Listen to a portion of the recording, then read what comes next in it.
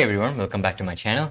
First of all, I just want to say thank you for the support that you've been giving me lately with my Attack on Titan video, animation analysis on the video. I think it has over like 3K views, and my video on the condition of the anime industry currently that I talked about, Kevin's blog, that has over 4,000 views. It's reaching 5,000 views now, and yeah, it's just fantastic support that I never thought I would be getting. There are hundreds of thousands of anime related content on YouTube, and most of them have better video and audio quality than I do, but you're taking time out of your day to watch my content, and I couldn't be more grateful. That said, let's get into the video now. This is more like a review of Attack on Titan, the final season, part 2, Half-Life 3 edition. And I just want to start off by saying that I'm not going to talk about animation in this video at all. I've made a detailed animation analysis for all of the good Attack on Titan final season part 2 episodes. I'm not going to keep saying that. I need an abbreviation. Just think whenever I say Attack on Titan, I mean the final season part 2, because I'm not going to talk about any of the previous seasons. So all of those episodes, I have detailed animation analysis on this channel. If you want to check out the animation side of things, go watch those. For this video, I just want to talk more about the story side of things, because there are some things in the story that I just didn't like. It is a review, and believe it or not, I have done reviews before. A while ago, I made a review video on Awesome Ranking. This was still back when Awesome Ranking was an underrated show. And I'd like to think that my review video that has over 90 views had a pretty big role in popularizing the show. And with this video, I want to do the same with Attack on Titan, because I do think Attack on Titan is a pretty underrated show.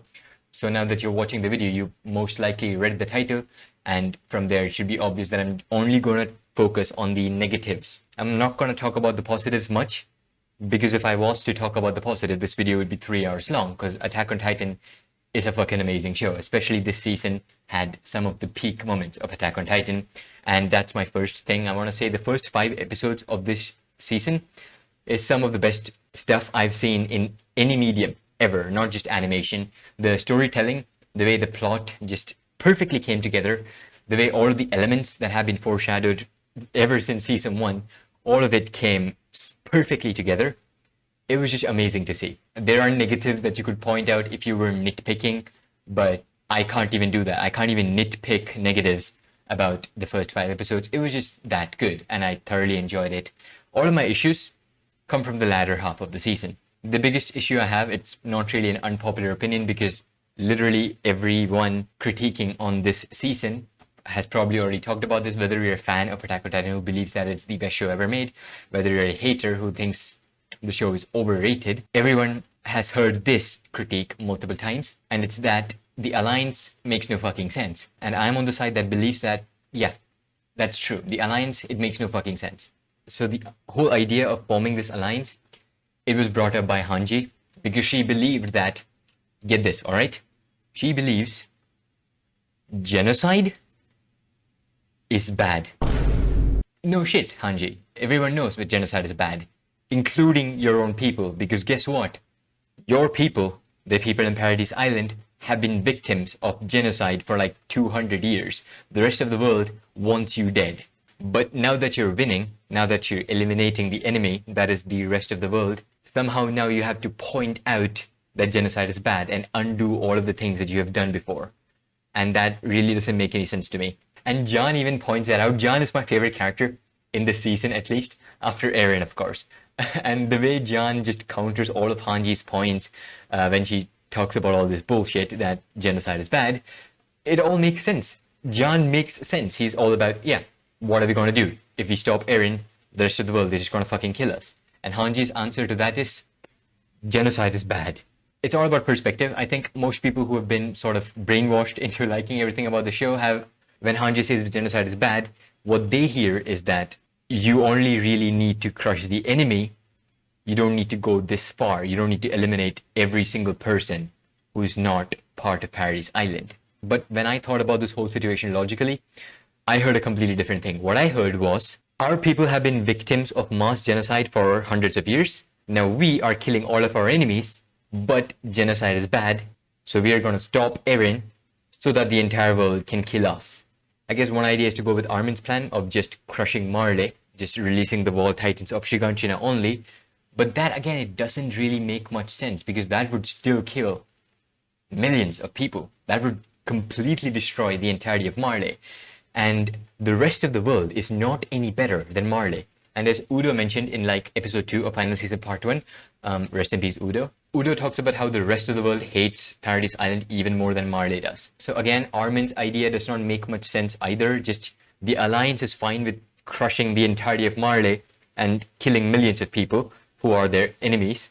But if you are to stop war permanently and you have to kill everyone, that's not okay. And that brings in the idea of sacrificing few to save the many.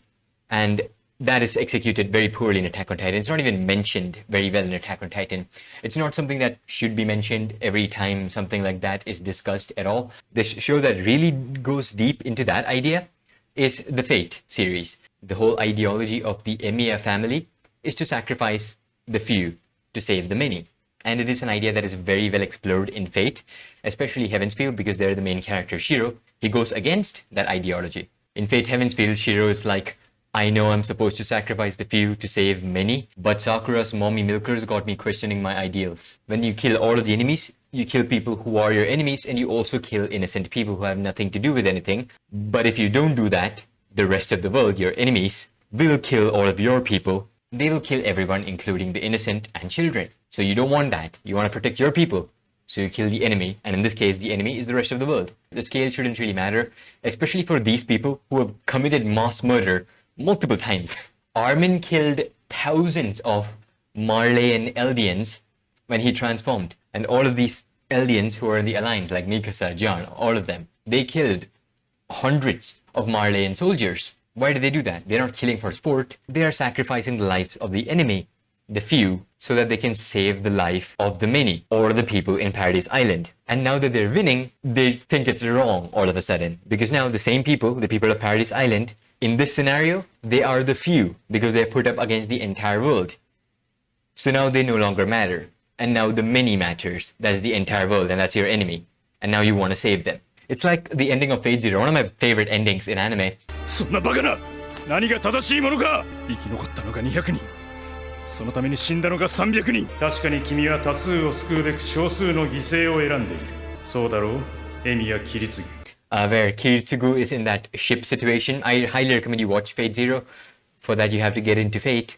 I could make like a video to tell you guys how to get into Fate, and if you want I could even do like a playthrough of the first route, so you can watch that with me and then you watch the first route so you can just move on with the other routes. But yeah, the idea of saving many by sacrificing the few does not really make sense here, and sacrificing the few is exactly what they're doing here. Like, what the fuck are they going to do once they stop Eren? What the fuck is the world going to do? I'm sure they're going to destroy Paradise Island. If that's the ending, wow, I didn't even think about that. Well, manga readers keep saying that the ending is bad. And if that is actually how the show ends, I understand why they said the ending is bad. I hope that's not how the show ends. But unfortunately, I can see a world where that's how the show ends. Like, they stop Eren, and then Paradise is like wiped out by the rest of humanity. Yeah, that would be a very shitty ending. I hope this doesn't age poorly. Once Attack on Titan anime ends, I'll come back, watch this, react to this portion of this video, and see how well this aged. Hopefully it doesn't age poorly, and hopefully the ending is not as bad as the manga readers say it is. And another thing that I disliked so much about this is when Hanji is talking to John and Mikasa, and she's like, our comrades, they're looking at us. They wouldn't want this. It's the biggest facepalm moment I've ever had, because she shows Erwin there, and Hanji is entirely wrong to think that Erwin would be against Eren's plan here. Erwin has always been about destroying the enemies. Even when Levi asks him what Erwin will do after he finds the truth of the basement, Erwin says that he'll find the rest of the enemies and eliminate them. If Erwin was alive, he would be the biggest supporter of Eren's plan. Hell, it wouldn't even be Eren's plan anymore. It would be Erwin's plan, and Erwin would be commanding Eren. There wouldn't even be Jaegerists anymore. It would just be Erwinists. ウォールマリアを奪還した後はどうする脅威の排除だ壁の外にはどうしても我々を巨人に食わせたいと思っている奴がいるらしいからな If Erwin was still alive, then he would transform into the Colossal Titan and lead the march of the Rumbling. You won't even need Eren's Founding Titan to command all the Wall Titans. Erwin's Colossal Titan would be up front, and it would just be like, my Colossal Titans, crush the enemy. And Hanji saying that Erwin would have been fine with teaming up with the enemy and risk the safety of your own people is just absolutely mind-boggling to me. It's the stupidest thing in the entire season. It is just bad. Erwin would not be fine with brutally murdering the members of the Survey Corps to save Marleyan people. Like, how can you even think that would be the case? It's so stupid. And that brings us to my second point, and that's the Survey Corps, the Jaegerists. Because for the first time in the show, we have antagonists. Because Flock and the Jaegerists, they are 100% antagonists. They're written to have antagonistic characteristics.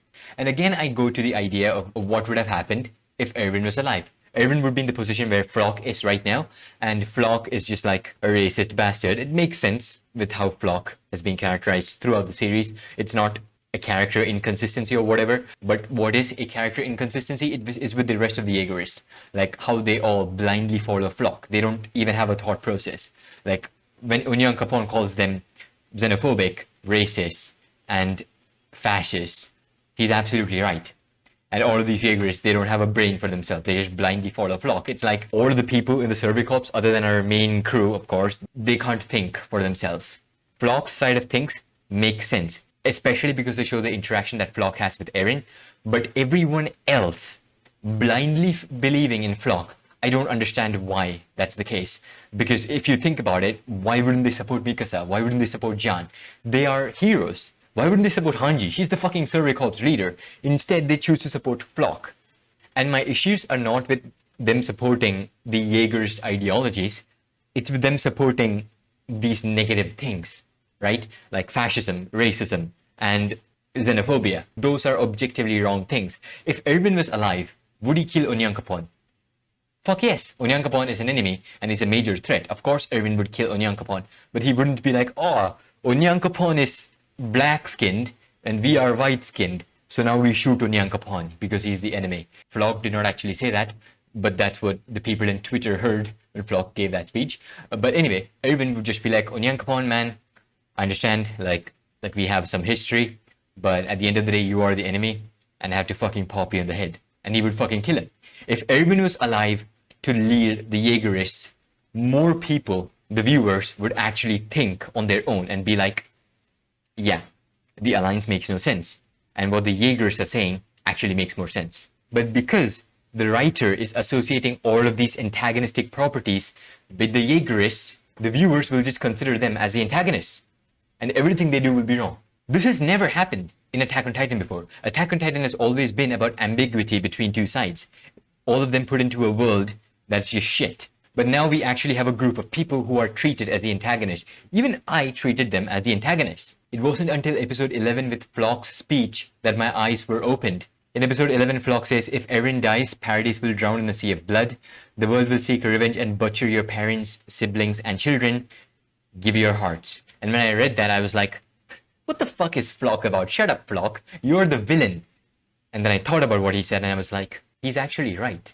Like if they stop Erwin, they're just gonna kill all of the people in Paradise Island. So it makes no sense to stop Erwin. And I wish that was the main ideology that the Jaegerists followed. Instead of xenophobia, racism, and fascism. It feels like all of those negative traits are just forced into the Jaegerists to make them look like the villains. And more importantly, to make the Alliance look like good guys. Because if these guys were not treated as the antagonists, the Alliance would just be a bunch of fucking idiots who don't understand what they're doing.